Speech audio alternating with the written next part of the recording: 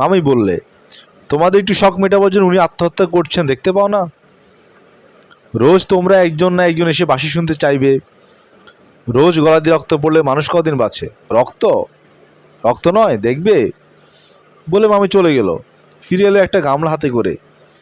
গামলার ভিতরে জমাট বাঁধা খানিকটা রক্ত। মামি বললে, কাল উঠেছিল, ফেলতে মায়া হচ্ছিল, তাই রেখে দিয়েছি। রেখে কোনো লাভ নেই জানি, তবু।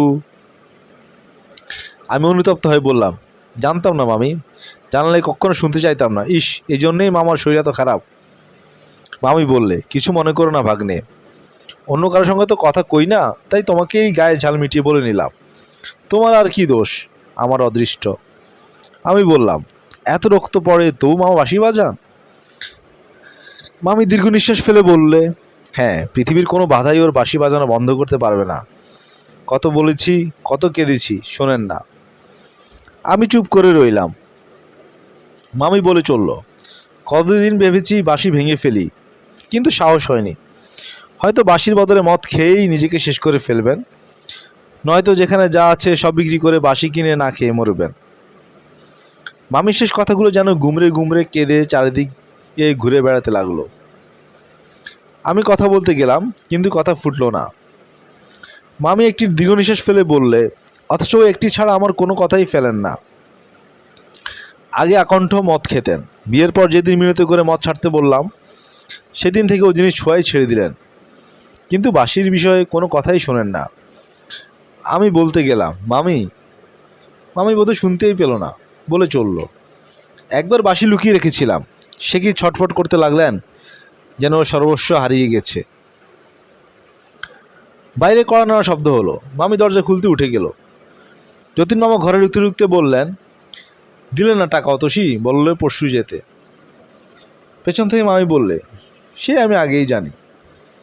যতীন মামা বললেন, দোকানদারটাই বা কি পাজি, এক পো সুজি চাইলাম, দিল না। মামার বাড়ি এসে ভাগ্নেকে দেখছি খালি পেটে ফিরতে হবে। মামি ম্লান মুখে বললে, সুজি দেয়নি, ভালোই করেছে, শুধু জল দিয়ে তো আর সুজি হয় না। ঘি নেই? কবে আবার ঘি আনলে তুমি? তাও তো বটে, বলে যতীন মামা আমার দিকে চেয়ে হাসলেন, দিব্য সপ্রতিভ হাসি। আমি বললাম, কেন ব্যস্ত হচ্ছেন মামা, খাবারের কিছু দরকার নেই, ভাগ্নের সঙ্গে অত ভদ্রতা করতে নেই। মামি বললে, বসো তোমরা, আমি আসছি, বলে ঘর থেকে বেরিয়ে গেল। মামা হেঁকে বললে, কোথায় গো? বারান্দা থেকে যাও এলো। আসছি। মিনিট 15 পরে মামি ফিরল। দু হাতে দুখানা রেকাবিতে গোটা 4 করে রসগোল্লা আর গোটা 2 সন্দেশ। যতীন মামা বললেন, কোত্থেকে জোগাড় করলে গো? বলে একটা রেকাবি টেনে নিয়ে একটা রসগোল্লা মুখে তুললেন। অন্য রেকাবিটা আমার সামনে রাখতে রাখতে মামি বললে, তা দিয়ে তোমার দরকার কি? যতীন মামা নিশ্চিন্তে বললেন, কিছু না, যা খিদেটা পেয়েছে ডাকাতি করেও যদি এনে থাকো, কিছু দোষ হয়নি। স্বামীর প্রাণ বাঁচাতে সাধ্যি অনেক কিছুই করে। আমি কুণ্ঠিত হয়ে বলতে গেলাম, কেন মিথ্যে? বাধা দিয়ে মামি বললে, আবার যদি ওইসব শুরু করো ভাগ্নে, আমি কেঁদে ফেলবো। আমি নিঃশব্দে খেতে আরম্ভ করলাম। মামি ও ঘর থেকে দুটো এনামেলের গ্লাসে জল এনে দিলেন। প্রথম রসগোল্লাটা গিলে মামা বললেন, ওয়াক, কি বিশ্রী রসগোল্লা, রইল পড়ে খেয়েও তুমি, নয়তো ফেলে দিও। দেখি সন্দেশটা কেমন? সন্দেশ মুখে দিয়ে বললেন, হ্যাঁ, এই জিনিসটা ভালো, এটা খাবো। বলে সন্দেশ দুটো তুলে নিয়ে রেকাবিটা ঠেলে দিয়ে বললেন, যাও, তোমার সুজি ঢিপি ফেলে দিওক্ষণ নর্দমায়। অতসীম আমি চোখ ছলছল করে এলো। মামা ঝলটুকু আমাদের কারোরই কাছে গোপন রইল না। কেন যে এমন খাসা রসগোল্লাও মামার কাছে সুজি ডিপি হয়ে গেল, বুঝে আমার চোখে প্রায় জল আসবার উপক্রম হলো। মাথা নিচু করে রেকাবিটা শেষ করলাম। মাঝখানে একবার চোখ তুলতেই নজরে পড়ল মামি মামার রেকাবিটা দরজার উপরে তাকে তুলে রাখছে। সন্ধ্যার অন্ধকার ঘনিয়ে এলে মামি ঘরে ঘরে প্রদীপ দেখালো, ধুনো দিল। আমি ঘরে একটা প্রদীপ জ্বালিয়ে দিয়ে মামি চুপ করে দাঁড়িয়ে কী যেন ভাবতে লাগলো। যতীন মামা হেসে বললেন, আরে লজ্জা কিসের, নিত্যকার অভ্যাস, বাদ পড়লে রাতে ঘুম হবে না, ভাগ্নের কাছে লজ্জা করতে নেই। আমি বললাম, আমি না হয়। মামি বলল, বসে উঠতে হবে না, অত লজ্জা নেই আমার। বলে গলায় আঁচল দিয়ে মামার পায়ের কাছে মাটিতে মাথা ঠেকিয়ে প্রণাম করলো। লজ্জায় সুখে তৃপ্তিতে আরক্ত মুখখানি নিয়ে অতসী মামি যখন উঠে দাঁড়ালো, আমি বললাম, দাঁড়াও মামি, একটা প্রণাম করে নিই। মামি বললেন, না ছিছি।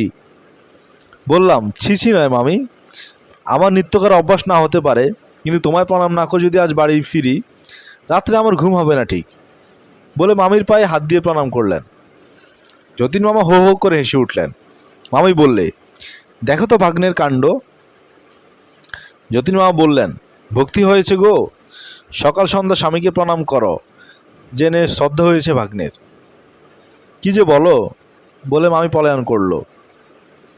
বারান্দা থেকে বলে গেল। আমি রান্না করতে গেলাম। যতীন মামা বললেন, এইবার বাসি শোনো। আমি বললাম, থাক গে, কাজ নেই মামা, শেষে আবার রক্ত পড়তে আরম্ভ করবে। যতীন মামা বললেন, তুমিও শেষে ঘ্যান ঘ্যান প্যান প্যান আরম্ভ করলে ভাগ্নে, রক্ত পড়বে তো কি হয়েছে, তুমি শুনলে বাজাবো, না শুনলেও বাজাবো। খুশি হয় রান্নাঘরে মামির কাছে বসে কানে আঙুল দিয়ে থাকুকে। কাঠের বাক্সটা খুলে বাঁশির কাঠের কেসটা বের করলেন। বললেন, বারান্দায় চলো, ঘরে বড় শব্দ হয়। নিজেই বারান্দায় মাদুরটা তুলে এনে বিছিয়ে নিলেন। দেয়ালে ঠেস দিয়ে বসে বাঁশিটা মুখে তুললেন। হঠাৎ আমার মনে হলো, আমার ভেতরে যেন উন্মাদ একটা খ্যাপা উদাসীন ঘুমিয়েছিল, আজ বাঁশির সুরে নাড়া পেয়ে জেগে উঠল। বাঁশির সুর এসে লাগে কানে, কিন্তু আমার মনে হলো বুকের তলেও যেন সাড়া পৌঁছেছে। অতি তীব্র বেদনার মধুরতম আত্মপ্রকাশ কেবল বুকের মাঝে গিয়ে পৌঁছায়নি, বাইরের এই ঘরদোরকেও যেন স্পর্শ দিয়ে জীবন্ত করে তুলেছে। আর আকাশকে বাতাসকে মৃদুভাবে স্পর্শ করতে করতে যেন দূরে, বহু দূরে, যেখানে গোটা কয়েক তারা ফুটে উঠছে দেখতে পাচ্ছি, সেইখানে স্বপ্নের মায়ার মধ্যে লয় পাচ্ছে। অন্তরে ব্যথা বোধ করে আনন্দ পাওয়া যতগুলি অনুভূতি আছে, বাঁশির সুর যেন তাদের সঙ্গে কোলাকুলি আরম্ভ করেছে। বাঁশি শুনেছি ঢের, বিশ্বাস হয়নি এই বাঁশি বাজিয়ে একজন একদিন এক কিশোরীর কুল মান লজ্জা ভয় সব ভুলিয়ে দিয়েছিল, যমুনাকে উজানে বইয়েছিল। আজ মনে হলো, আমার যতীন মামার বাঁশিতে সমগ্র প্রাণ যদি আচমকা জেগে উঠে নিরর্থক এমন বেকুল হয়ে উঠে, তবে সেই বিশ্ববাসীর বাদকের পক্ষে ওই দুটি কাজ আর এমনই কি কঠিন। দেখি মামি এখন কখন এসে নিঃশব্দে ওদিকে বারান্দায় বসে পড়েছে। খুব সম্ভব ওই ঘরটাই রান্নাঘর, কিংবা রান্নাঘরে যাওয়ার পথ ওই ঘরের ভেতর দিয়ে। যতীন মামার দিকে চেয়ে দেখলাম, খুব সম্ভব সংজ্ঞা নেই, এই জন্য সুরের আত্মভোলা সাধক সমাধি পেয়ে পেয়ে গেছে। কতক্ষণ বাঁশি চলেছিল ঠিক মনে নেই, বোধহয় ঘন্টা দেড়েক হবে। হঠাৎ এক সময় বাঁশি থামিয়ে যতীন মামা ভয়ানক কাশতে আরম্ভ করলেন। বারান্দার ক্ষীণ আলোতেও বুঝতে পারলাম মামার মুখ চোখ অস্বাভাবিক রকম লাল হয়ে উঠেছে। অতসীমায় বোধহয় প্রস্তুত ছিল, জল আর পাখা নিয়ে ছুটে এলো। খানিকটা রক্ত তুলে মামির শুশ্রূষায় যতীন মামা অনেকটা সুস্থ হলেন। মাদুরির উপর একটা বালিশ পেতে মামি তাকে শুইয়ে দিল। পাখা নেড়ে নীরবে হাওয়া করতে লাগলো। তারপর একসময় উঠে দাঁড়িয়ে বললাম, আজ আসি যতীন মামা। মামা কিছু বলবার আগেই মামি বললে, তুমি এখন কথা কেও না, ভাগ্নের বাড়িতে ভাববে, আজ থাক, আর একদিন এসে খেয়ে যাবে। এখন চলো, আমি দরজা দিয়ে আসছি। সদর দরজা খুলে বাইরে যাব, মামি আমার একটা হাত চেপে ধরে বললে, একটু ধাড়ো ভাগ্নে, সামলে নেই। প্রদীপ আলোতে দেখলাম মামির সমস্ত শরীর থরথর করে কাঁপছে। একটু সুস্থ হয়ে বলল, ও রক্ত পড়া দেখলে আমার এরকম হয়, বাঁশি শুনে হতে পারে। আচ্ছা, এবার এসো ভাগ্নে, শিগগির আরেকদিন আসবে কিন্তু। বললাম, মামার বাঁশি ছাড়াতে পারে কিনা একবার চেষ্টা করে দেখবো মামি। মামি ব্যগ্রকণ্ঠে বললে, পারবে, পারবে তুমি, যদি পারো ভাগ্নে, শুধু তোমার যতীন মামাকে নয়, আমাকেও প্রাণ দেবে। অতসী মামি ঝরঝর করে কেঁদে ফেললে। রাস্তা নেমে বললাম, খিলটা লাগিয়ে দাও মামি। কেবলই মনে হয়, নেশাকে মানুষ এত বড় দাম দেয় কেন, লাভ কি? এই যে যতীন মামা পলে পলে জীবন উৎসর্গ করে সুরে জাল বুনবার নেশায় মেতে যান, মানে তাতে আনন্দ আছে। যে সৃষ্টি করে তারও, যে শোনে তারও। কিন্তু এত চড়া মূল্য দিয়ে কি সে আনন্দ কিনতে হবে? এই যে স্বপ্ন সৃষ্টি, এ তো ক্ষণিকের। যতক্ষণ সৃষ্টি করা যায় শুধু ততক্ষণ এর স্থিতি। তারপর বাস্তবের কঠোরতার মাঝে এই স্বপ্নের চিহ্ন তো খুঁজে পাওয়া যায় না। এই নিরর্থক মায়া সৃষ্টি করে নিজেকে ভোলাবার প্রয়াস কেন? মানুষের মন কি বিচিত্র। আমারও ইচ্ছে করে যতীন মামার মতো সুরের আলোয় ভুবন ছেয়ে ফেলে সুরের আগুন গগনে বেয়ে তুলে পলে পলে নিজেকে শেষ করে আনি। লাভ নেই, নাই বা রইল। এতদিন জানতাম আমিও বাজাতে জানি, বন্ধুরা শুনে প্রশংসা করে এসেছে। বাঁশি বাজিয়ে আনন্দ যে না পাই তাই নয়, কিন্তু যতীন মামার বাঁশি শুনে মনে হলো বাঁশি বাজানো আমার জন্য নয়। এক একটা কাজ করতে এক একজন লোক জন্মায়, আমি বাঁশি বাজাতে জন্মাইনি। যতীন মামা ছাড়া বাঁশি বাজাবার অধিকার কারো নেই। থাকতে পারে কারো অধিকার, কারো কারো বাঁশি হয়তো যতীন মামার বাঁশির চেয়েও মনকে উতলা করে তোলে, আমি তাদের চিনি না। একদিন বললাম, বাঁশি শিখিয়ে দেবে মামা? যতীন মামা এসে বলল, বাঁশি কি শেখাবার জিনিস ভাগ্নে? ও শিখতে হয়। তা ঠিক, আর শিখতে হয় মন দিয়ে, প্রাণ দিয়ে, সমগ্র সত্তা দিয়ে, নইলে আমার বাঁশি শেখার মতোই সে শিক্ষা ব্যর্থ হয়ে যায়। অতসী মামাকে সেদিন বিজয় নেবার সময় বলেছিলাম, সে কথা ভুলিনি, কিন্তু কি করে যে যতীন মামার বাঁশি ছাড়াবো ভেবে পেলাম না। অথচ দিনের পর দিন যতীন মামা যে এই সর্বনাশা নেশায় পলে পলে মরণের দিকে এগিয়ে যাবেন, এ কথা ভাবতেও কষ্ট হলো। কিন্তু করা যায় কি? মামির প্রতি যতীন মামার যে ভালোবাসা, তার বোধহয় তল নেই। মামির কান্নায় যখন ঠেলেছেন, তখন আমার সাধ্য কি তাকে ঠেকিয়ে রাখি। একদিন বললাম, মামা আর বাঁশি বাজাবেন না। যতীন মামা চোখ বড় বড় করে বললেন, বাঁশি বাজাবো না? বলো কি ভাগ্নে, তাহলে বাজবো কি করে? বললাম, গলা দিয়ে রক্ত উঠছে, মামি কত কাঁদে, তা আমি কি করব? একটু আধটু কাঁদা ভালো, বলে হাঁকলেন, অতসী অতসী। মামি এলো। মামা বললেন, কান্না কি জন্য শুনি? বাঁশি ছেড়ে দিয়ে আমায় মরতে বলো নাকি? তাতে কান্না বাড়বে, কমবে না। মামি ম্লান মুখে চুপ করে দাঁড়িয়ে রইল। মামা বললেন, জানো ভাগ্নে, এই অতসীর জ্বালায় আমার বেঁচে থাকার ভার হয়ে উঠেছে। কোত্থেকে উড়ে এসে জুড়ে বসলেন, নড়বার নাম নেই। ওর ভার ঘাড়ে না থাকলে বাঁশি বগলে মনের আনন্দে দেশ বিদেশ ঘুরে বেড়াতাম। বেড়ানোটা এড়ানো সব মাথায় উঠেছে। মামি বললে, যাও না বেড়াতে, আমি ধরে রেখেছি, রাখুনি? বলে মামা এমনিভাবে চাইলেন যেন নিজের চোখে তিনি অতসী মামাকে খুন করতে দেখছেন, আর মামি এখনই তার সম্মুখেই সে কথা অস্বীকার করছে। মামির চোখে জল এলো, অশ্রুজড়িত কণ্ঠে বললে, অমন করো তো আমি একদিন। কেন মিথ্যে চটালেন মামিকে? যতীন মামা বললেন, চটেনি, লজ্জায় পালালো। কিন্তু একদিন যতীন মামাকে বাঁশি ছাড়তে হলো, মামিই ছাড়ালো। মামির একদিন হঠাৎ টাইফয়েড জ্বর হলো। সেদিন বুঝি জ্বরের 17 দিন। সকাল 9টা বাজে। মামি ঘুমুচ্ছে, আমি তার মাথায় আইস ব্যাগটা চেপে ধরে আছি। যতীন মামা একটা টুলে বসে ম্লান মুখে চেয়ে আছেন। রাত্রি জেগে তার শরীর আরও শীর্ণ হয়ে গেছে, চোখ দুটি লাল হয়ে উঠেছে, মুখে খোঁচা খোঁচা দাড়ি, চুল উস্কু খুস্কু। হঠাৎ টুল ছেড়ে উঠে মামা ট্রাঙ্কটা খুলে বাঁশিটা বার করলেন। আজ 17 দিন এটা বাক্সেই বন্ধ ছিল। সবিস্ময়ে বললাম, বাঁশি কি হবে মামা?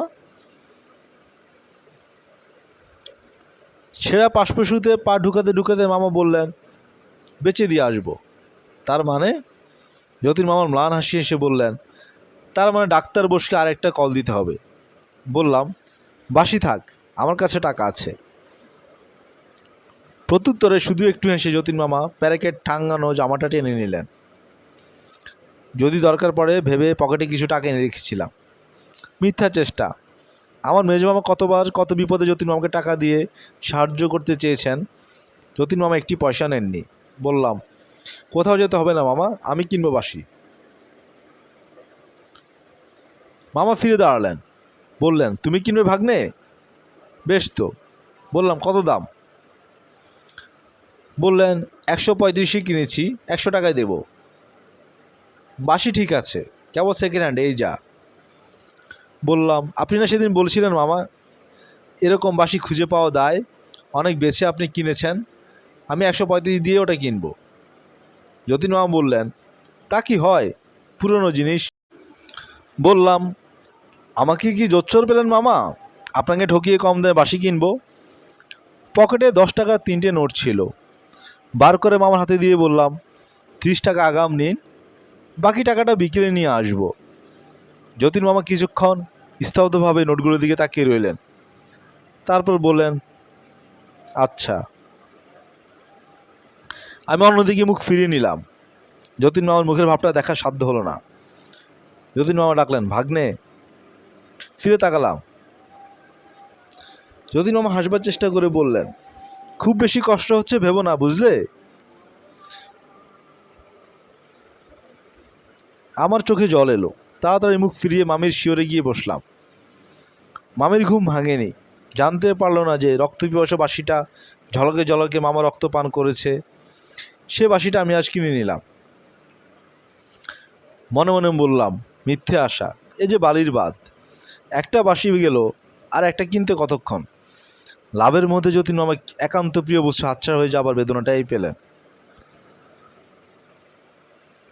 বিকেলে বাকিটা কিনে দিতে যতীন মামা বললেন, বাড়ি যাওয়ার সময় বাঁশিটা নিয়ে যাও। আমি ঘরে ঢুকতে ঢুকতে বললাম, থাক না এখন কদিন, এত তাড়া কিসের? যতীন মামা বললেন, না, পরের জিনিস আমি বাড়িতে রাখি না। বুঝলাম, পরে হাতে চলে যাওয়া বাঁশি চোখের উপরে থাকা তার সহ্য হবে না। বললাম, বেশ মামা, তাই নিয়ে যাব এখন। মামা ঘাড় নেড়ে বললেন, হ্যাঁ, নিয়েই যাও, তোমার জিনিস সেখানে কেন ফেলে রাখবে, বুঝলে না? 19 দিনের দিন মামির অবস্থা সংকটজনক হয়ে উঠল। যতীন মামা টুলটা বিছানার কাছে টেনে এনে মামির একটা হাত মুঠো করে ধরে নীরবে তার রোগ শীর্ণ ঝরা ফুলের মতো ম্লান মুখের দিকে চেয়েছিলেন। হঠাৎ অতসীমাই বললে, ওগো, আমি বোধহয় আর বাঁচব না। যতীন মামা বললেন, তা কি হয় অতসী, তোমায় বাঁচতে হবেই, তুমি না বাঁচলে আমিও যে বাঁচব না।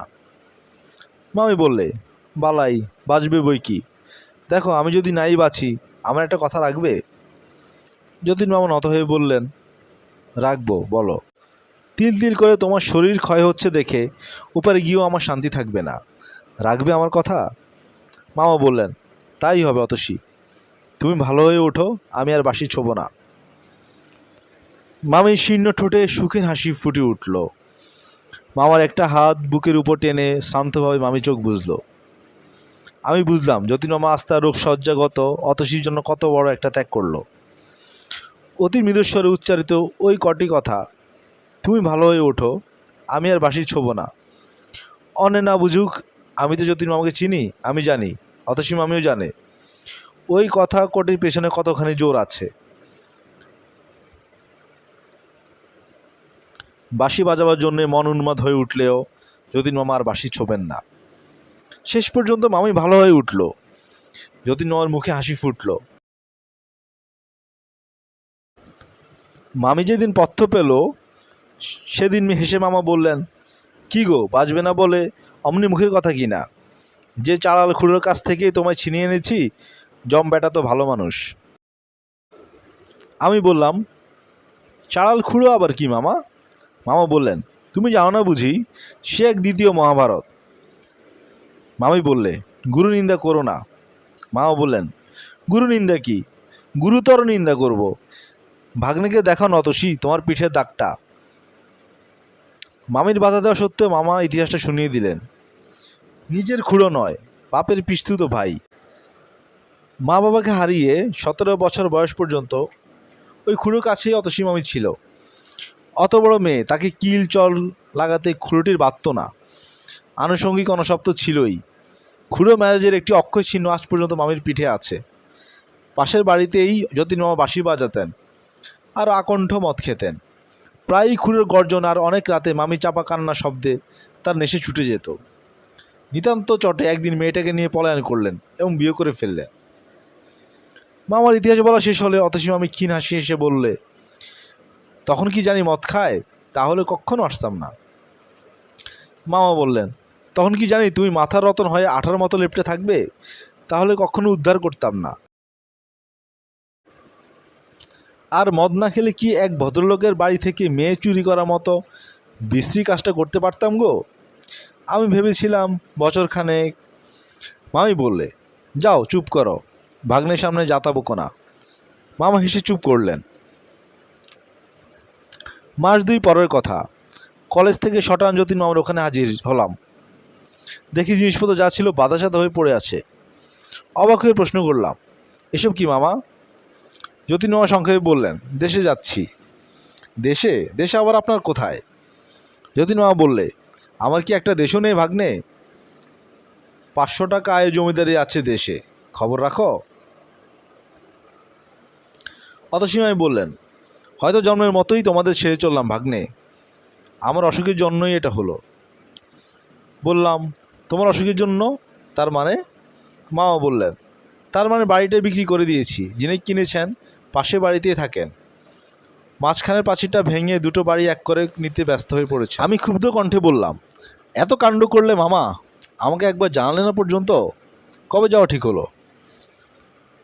বাঁধা বিছানা আর তালাবন্ধ বাক্সের দিকে আঙ্গুল বাড়িয়ে মামা বললেন, আজ আজ রাত্রে ঢাকা মেলে রওনা হব। আমরা বাঙাল হে ভাগ্নে, যাও না বুঝি? বলে মামা হাসলেন। অবাক মানুষ, এমন অবস্থায় হাসিও আসে। গম্ভীরভাবে উঠে দাঁড়িয়ে বললাম, আচ্ছা আসি যতীন মামা, আসি মামি। বলে দরজার দিকে অগ্রসর হলাম। অতসী মামি উঠে এসে আমার হাতটা চেপে ধরে বললে, লক্ষ্মী ভাগ্নে, রাগ করো না। আগে থাকতে তোমায় খবর দিয়ে লাভ তো কিছু ছিল না, কেবল মনে ব্যথা পেতে। যে ভাগ্নে তুমি, কত কি হাঙ্গামা বাঁধিয়ে তুলতে, ঠিক আছে কিছু? আমি ফিরে গিয়ে বাঁধা বিছানাটার উপর বসে পড়লাম। আর যদি না আসতাম, একটা খবর তো পেতাম না। কাল এসে দেখতাম বাড়িঘর খা খা করছে। যতীন মামা বললেন, আরে রাম, তোমায় না বলে কি যেতে পারি? দুপুরবেলা সেনের ডাক্তারখানা থেকে ফোন করে দিয়েছিলাম তোমাদের বাড়িতে, কলেজ থেকে বাড়ি ফিরলেই খবর পেতে। আমি আর বাড়ি গেলাম না। শিয়ালদা স্টেশনে মামা মামিকে উঠিয়ে দিতে গেলাম। গাড়ি ছাড়ার আগে কতক্ষণ সময় যে কী করেই কাটলো, কারো মুখে কথা নেই। যতীন মামা কেবল মাঝে মাঝে দু একটা হাসির কথা বলছিলেন এবং হাসাচ্ছিলেনও, কিন্তু তার বুকের ভেতর যে কী করছিল সে খবর আমার অজ্ঞাত থাকেনি। গাড়ি ছাড়বার ঘন্টা বাজলে যতীন মামার আর অতসী মামিকে প্রণাম করে গাড়ি থেকে নামলাম। এইবার যতীন মামা অন্যদিকে মুখ ফিরিয়ে নিলেন। আর বোধ হয় মুখে হাসি ফুটিয়ে রাখা তার পক্ষে সম্ভব হলো না। জানালা দিয়ে মুখ বার করে মামি বললেও, শোনো, কাছে গেলাম। মামি বললে, তোমাকে ভাগ্নে বলিয়া যাই বলি, মনে মনে জানি তুমি আমার ছোটো ভাই। পারো তো একবার বেড়াতে গিয়ে দেখা দিয়ে এসো। আমাদের হয়তো আর কলকাতা আসা হবে না, জমির ভারী ক্ষতি হয়ে গেছে। যেও কেমন ভাগ্নে? মামি চোখ দিয়ে টপ টপ করে জল ঝরে পড়ল। ঘাড় নেড়ে জানালাম, যাব। বাঁশি বাজিয়ে গাড়ি ছাড়লো। যতক্ষণ গাড়ি দেখা গেল অপলক দৃষ্টিতে চেয়ে রইলাম। দূরে লাল সবুজ আলোক বিন্দুর ওপারে যখন এটি চলন্ত লাল বিন্দু অদৃশ্য হয়ে গেল, তখন ফিরলাম। চোখের জলে দৃষ্টি তখন ঝাপসা হয়ে গেছে। মানুষের স্বভাবই এই, যখন যে দুঃখটা পায় তখন সেই দুঃখটাকেই সকলে বড় করে দেখে।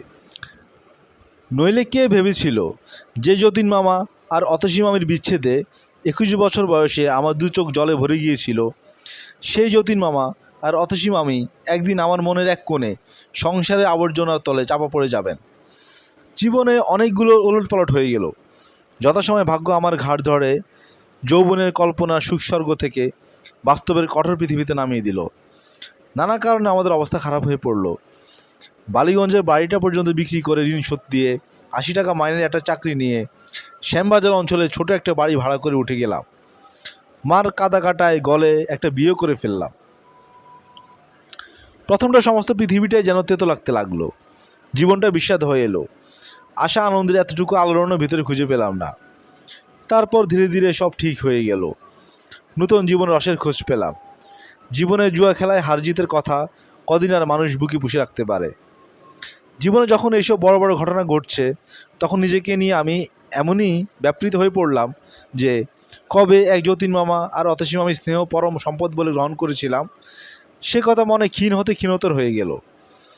7 বছর পরে আজ কচিত কখনো হয়তো একটা অস্পষ্ট স্মৃতির মতো তাদের কথা মনে পড়ে। মাঝে একবার মনে পড়েছিল যতীন মামার দেশে চলে যাওয়ার বছর 3 পরে। সেইবার ঢাকা মেলে কলিশন হয়।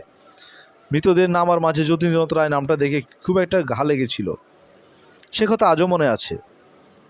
ভেবেছিলাম একবার গিয়ে দেখে আসব, কিন্তু হয়নি। সেদিন অফিস থেকে ফিরে দেখি আমার স্ত্রীর কঠিন মনে পড়ে যতীন মামা দেশের ঠিকানায় একটা পত্র লিখে দিয়ে এই ভেবে মনকে সান্ত্বনা দিয়েছিলাম, ও নিশ্চয়ই আমার যতীন মামা নয়। পৃথিবীতে যতীন্দ্রনাথ রায়ের তো অভাব নেই। সে চিঠির কোনো জবাব আসেনি। স্ত্রীর অসুখের হিড়িকে কথাটা আমার মন থেকে মুছে গিয়েছিল। তারপর গড়িয়ে গড়িয়ে আরও 4টে বছর কেটে গেছে। আমার ছোটো বোন বিনার বিয়ে হয়ে গিয়েছিল ঢাকায়। পুজোর সময় বিনাকে তারা পাঠালে না। অগ্রহায়ণ মাসে বিনাকে আনতে ঢাকা গেলাম, কিন্তু আনা হলো না। গিয়েই দেখি বিনা শাশুড়ির খুব অসুখ। আমি যাবার আগের দিন হু হু করে জ্বর এসেছে। ডাক্তার আশঙ্কা করেছে নিউমোনিয়া। ছুটি ছিল না। ক্ষুণ্ণ হয়ে একাই ফিরলাম। গোয়ালন্দি স্টিমার থেকে নেমে ট্রেনের একটা ইন্টারে ভিড় কম দেখে উঠে পড়লাম। দুটি মাত্র ভদ্রলোক, এক কোণে র্যাপার মুড়ি দেওয়া একটা স্ত্রীলোক, খুব সম্ভব একজনের স্ত্রী। জিনিসপত্রের একান্ত অভাব। খুশি হয়ে একটা বেঞ্চিতে কম্বলের ওপর চাদর বিছিয়ে বিছানা করলাম। বালিশ ঠেসান দিয়ে আরাম করে বসে পা দুটো কম্বল দিয়ে ঢেকে একটা ইংরেজি মাসিকপত্র বার করে ওপেনহেমের ডিটেকটিভ গল্পে মনোসংযোগ করলাম। যথাসময়ে গাড়ি ছাড়ল এবং পরের স্টেশনে থামল, আবার চলল। এটা ঢাকা মেল বটে, কিন্তু পোড়াত পর্যন্ত প্রত্যেক স্টেশনে থেমে থেমে প্যাসেঞ্জার হিসেবেই চলে। পোড়াদোর পর ছোটোখাটো স্টেশনগুলো বাদ দেয় এবং গতিও কিছু বাড়ায়। গোয়ালন্দের পর গোটা 3 স্টেশন পার হয়ে একটি স্টেশনে গাড়ি দাঁড়াতে ভদ্রলোক দুটি জিনিস নিয়ে নেমে পড়লেন। স্ত্রী লোকটি কিন্তু তেমনিভাবে বসে রইলেন। ব্যাপার কি, একে ফেলেই দেখছি সব নেমে গেলেন। এমন অন্যমনস্কও তো কখনো দেখিনি। ছোটোখাটো জিনিসই মানুষের ভুল হয়। একটা আস্ত মানুষ, তাও আবার একজন অর্ধাঙ্গ, তাকে আবার কেউ ভুল করে ফেলে যায় নাকি? জানলা দিয়ে তাকিয়ে দেখলাম পেছনের দিকপাত মাত্র না করে তারা স্টেশনের গেট পার হচ্ছেন। হয়তো ভেবেছেন চিরদিনের মতো আজও স্ত্রীটি তার পিছু পিছু চলেছে। চেঁচিয়ে ডাকলাম, ও মশাই, শুনছেন? গেটের ওপারে ভদ্রলোক দুটি অদৃশ্য হয়ে গেলেন। বাঁশি বাজিয়ে গাড়িও ছাড়ল। অগত্যা নিজের জায়গায় বসে পড়লাম। তবে কি ইনি একাই চলেছেন নাকি? বাঙালির মেয়ে নিশ্চয়ই। র্যাপার দিয়ে নিজেকে ঢাকবার কায়দা দেখেই সেটা বোঝা যায়। বাঙালির মেয়ে এই রাত্রিবেলা নিঃসঙ্গ যাচ্ছে, তাও আবার পুরুষদের গাড়িতে। একটু ভেবে বললাম, দেখুন, শুনছেন? সাড়া নেই। বললাম, আপনার সঙ্গে সব নেমে গেছে, শুনছেন? এইবার আলোয়ানের পোটলা নড়ল এবং আলোয়ান ও ঘোমটা সরে গিয়ে যে মুখখানা বার হলো দেখেই আমি চমকে উঠলাম। কিছু নেই, সে মুখের কিছুই এতে নেই। আমার অতসী মামির মুখের সঙ্গে এ মুখের অনেক তফাৎ, কিন্তু তবু আমার মনে হলো এ আমার অতসী মামি। মৃদু হেসে বলল, গলা শুনেই মনে হয়েছিল এ আমার ভাগ্নের গলা, কিন্তু অতটা আশা করতে পারিনি। মুখ বার করতে ভয় হচ্ছিল, পাছে আশা ভেঙে যায়। আমি সবিস্ময়ে বলে উঠলাম, অতসী মামি? মামি বললে, খুব বদলে গেছি, তাই না? মামি সিঁথিতে সিঁদুর নেই, কাপড়ের পাড়ের চিহ্ন খুঁজে পেলাম না। 4 বছর আগে ঢাকা মেল কলিশনে মৃতদের তালিকায় একটা অতি পরিচিত নামের কথা মনে পড়ল। যতীন মামা তবে সত্যিই নেই? আস্তে আস্তে বললাম, খবরের কাগজে মামার নাম দেখেছিলাম মামি। বিশ্বাস হয়নি সে আমার যতীন মামা। একটা চিঠি লিখেছিলাম, পাওনি? মামি বলল, না। তারপরেই আমি ওখান থেকে 2-3 মাসের জন্য চলে যাই। বললাম, কোথায়? আমার এক দিদির কাছে, দুঃসম্পর্কের অবশ্য। আমায় কেন একটা খবর দিলে না মামি? মামি চুপ করে রইল। ভাগ্নের কথা বুঝি মনে ছিল না? মামি বলল, তা নয়, কিন্তু খবর দিয়ে আর কী হতো? যা হবার তা তো হয়েই গেল। বাঁশিকে ঠেকিয়ে রাখলাম, কিন্তু নিয়তে গিয়ে তো আর ঠেকাতে পারলাম না। তোমার মেজমামার কাছে তোমার কথাও সব শুনলাম। আমার দুর্ভাগ্য নিয়ে তোমায় আর বিরক্ত করতে ইচ্ছে করলো না। জানি তো একটা খবর দিলে তুমি ছুটে আসবে। চুপ করে রইলাম। বলবার কি আছে? কি নিয়ে বা অভিমান করব? খবরের কাগজ যতীন মামার নাম পড়ে একটা চিঠি লিখে তো আমার কর্তব্য শেষ করেছিলাম। মামি বললে, কি করছো এখন ভাগ্নে? চাকরি। এখন তুমি যাচ্ছ কোথায়? মামি বললে, একটু পরেই বুঝবে। ছেলেপেলে কটি? আশ্চর্য, জগতে এত প্রশ্ন থাকতে এই প্রশ্নটাই সকলের আগে মামির মনে জেগে উঠল। বললাম, একটি ছেলে। ভারী ইচ্ছে করছে আমার ভাগ্নের খোকাকে দেখে আসতে। দেখাবে একবার? কার মতো হয়েছে? তোমার মতো না তার মার মতো? কত বড় হয়েছে? বললাম, 3 বছর চলছে। চলো না আমাদের বাড়ি মামি, বাকি প্রশ্নগুলোর জবাব নিজের চোখেই দেখে আসবে। মামি হেসে বললে, গিয়ে যদি আর না নড়ি? বললাম, তেমন ভাগ্য কি হবে? কিন্তু সত্যি কোথায় চলেছ মামি? এখন থাকো কোথায়? মামি বললেন, থাকি দেশেই। কোথায় যাচ্ছি একটু পরেই বুঝবে। ভালো কথা। সে বাঁশিটা কি হলো ভাগ্নে? এইখানে আছে। এইখানে? এই গাড়িতে? বললাম, আমার ছোট বোন বিনাকে আনতে গিয়েছিলাম। সে লিখেছিল বাঁশিটা নিয়ে যেতে। সবাই নাকি শুনতে চেয়েছিল। মামি বললে, তুমি বাজাতে জানো নাকি? বার করো না বাঁশিটা। উপর থেকে বাঁশির কেসটা পারলাম। বাঁশিটা বার করতেই মামি ব্যাঘ্র হাতে টেনে নিয়ে এক দৃষ্টিতে সেটার দিকে চেয়ে রইল। একটা দীর্ঘ নিঃশ্বাস ফেলে বললে, বিয়ের পর এটাকে বন্ধু বলে গ্রহণ করেছিলাম। মাঝখানে এর চেয়ে বড় সূত্র আমার ছিল না। আজ আবার এটাকে বন্ধু মনে হচ্ছে। শেষ 3টা বছর বাঁশিটার জন্য ছটফট করে কাটিয়েছিলেন। আজ মনে হচ্ছে বাঁশি বাজানো ছাড়তে না বললেই হয়তো ভালো হতো। বাঁশি ভেতর দিয়ে মরণকে বরণ করলে তবু শান্তিতে যেতে পারতেন। শেষ কটা বছর এত মনকষ্ট ভোগ করতে হতো না। বাঁশি অংশগুলো লাগিয়ে মামি মুখে তুলল। পরক্ষণে ট্রেনের ঝমঝমানে ছাপিয়ে চমৎকার বাঁশি বেজে উঠল। পাকা গুণের হাতের স্পর্শ পেয়ে বাঁশি যেন প্রাণ পেয়ে অপূর্ব বেদনাময় সুরের জাল বুনে চলল। আমার বিস্ময়ের সীমা রইল না। এ তো অল্প সাধনার কাজ নয়। যার তার হাতে বাঁশিতে এমন অপূর্ব কান্না কাঁদে না। মামির চক্ষু ধীরে ধীরে নির্মিলিত হয়ে গেল। তার দিকে চেয়ে ভবানীপুরে একটি অতি ক্ষুদ্র বাড়ির প্রদীপে স্বল্পালোকে বারান্দায় দেয়ালে ঠেস দেওয়া এক সুর সাধকের মূর্তি আমার মনে জেগে উঠল।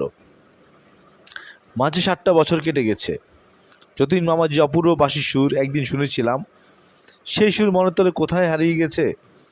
আজ অতসী মামির বাঁশি শুনে মনে হতে লাগলো, সেই হারিয়ে যাওয়া সুরগুলো যেন ফিরে এসে আমার প্রাণের মৃদু গুঞ্জন শুরু করে দিয়েছে। একসময় বাঁশি থেমে গেল। মামির একটা দীর্ঘ নিঃশ্বাস ঝরে পড়ল। আমারও। কতক্ষণ স্তব্ধ হয়ে বললাম, এই কথাটাও তো গোপন রেখেছিলে। মামি বললে, বিয়ের পর শিখিয়েছিলেন। বাঁশি শিখবার কি আগ্রহই তখন আমার ছিল।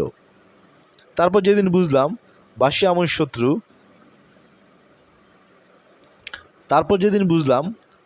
আমার শত্রু, সেদিন থেকে আর ছুঁইনি। আজ কতকাল পরে বাজালাম। মনে হয়েছিল বুঝি ভুলে গেছি। ট্রেন এসে একটা স্টেশনে দাঁড়ালো। মামি জানলা দিয়ে মুখ বার করে আলোর গায়ের লেখা স্টেশনের নামটা পড়ে ভেতর মুখ ঢুকিয়ে বলল, পরের স্টেশনে আমি নেমে যাব ভাগ্নে।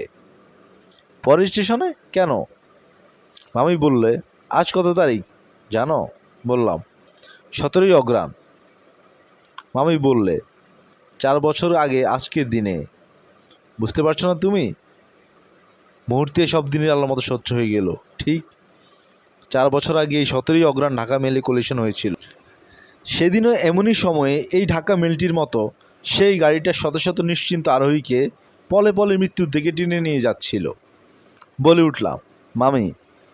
মামি স্থির দৃষ্টিতে আমার মুখের দিকে চেয়ে থেকে বলল, সামনের স্টেশনের অল্প ওদিকে লাইনের ধারে কঠিন মাটির ওপর তিনি মৃত্যু যন্ত্রণায় ছটফট করছিলেন। প্রত্যেক বছর আজকের দিনটিতে আমি ওই তীর্থ দর্শন করতে যাই। আমার কাছে আর কোনো তীর্থের এতটুকু মূল্য নেই। হঠাৎ জানালার কাছে সরে গিয়ে বাইরের দিকে আঙ্গুল বাড়িয়ে মামি বলে উঠল, ওইখানে দেখতে পাচ্ছ না? আমি তো স্পষ্ট দেখতে পাচ্ছি। তিনি যন্ত্রণায় ছটফট করতে করতে একটু স্নেহশীতল স্পর্শের জন্য ব্যগ্র হয়ে রয়েছেন। একটু জলের জন্যই হয়তো। মাগো, আমি তখন কোথায়? 2 হাতে মুখ ঢেকে মামি ভেতরে এসে বসে পড়ল। ধীরে ধীরে গাড়িখানা স্টেশনের ভেতর ঢুকলো। বিছানাটা গুটিয়ে নিয়ে আমি বললাম, চলো মামি, আমি তোমার সঙ্গে যাব। মামি বলল, না। বললাম, এই রাত্রে তোমাকে একলা ফেলে যেতে পারবো না মামি। মামি চোখ জ্বলে উঠল। ছি, তোমার তো বুদ্ধির অভাব নেই ভাগ্নে। আমি কি সঙ্গী নিয়ে সেখানে যেতে পারি? সে নির্জন মাঠে সমস্ত রাত আমি তার সঙ্গ অনুভব করি। সেখানে কি কাউকে নিয়ে যাওয়া যায়? ওইখানের বাতাসে যে তার শেষ নিঃশ্বাস রয়েছে, অবুঝ হয়েও না। গাড়ি দাঁড়ালো। বাঁশিটা তুলে নিয়ে মামি বলল, এটা নিয়ে গেলাম ভাগ্নে, এটার উপর তোমার চেয়ে আমার দাবি বেশি। দরজা খুলে অতসী মামি নেমে গেলেন। আমি নির্বাক হয়ে চেয়ে রইলাম। আবার বাঁশি বাজিয়ে গাড়ি ছাড়লো। খোলা দরজাটা একটা করুণ শব্দ করে আছড়ে বন্ধ হয়ে গেল। এতক্ষণ আপনারা শুনলেন মানিক বন্দ্যোপাধ্যায়ের গল্প অতসী মামি। গল্পটি ভালো লাগলে সাবস্ক্রাইব করে সাথে থাকুন। ধন্যবাদ।